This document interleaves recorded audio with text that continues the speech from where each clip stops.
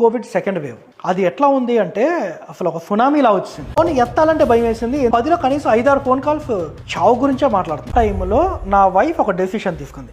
ఇవాళ కాకపోతే రేపైనా మనం అవుటే, క్వశ్చనే లేదు దాంట్లో.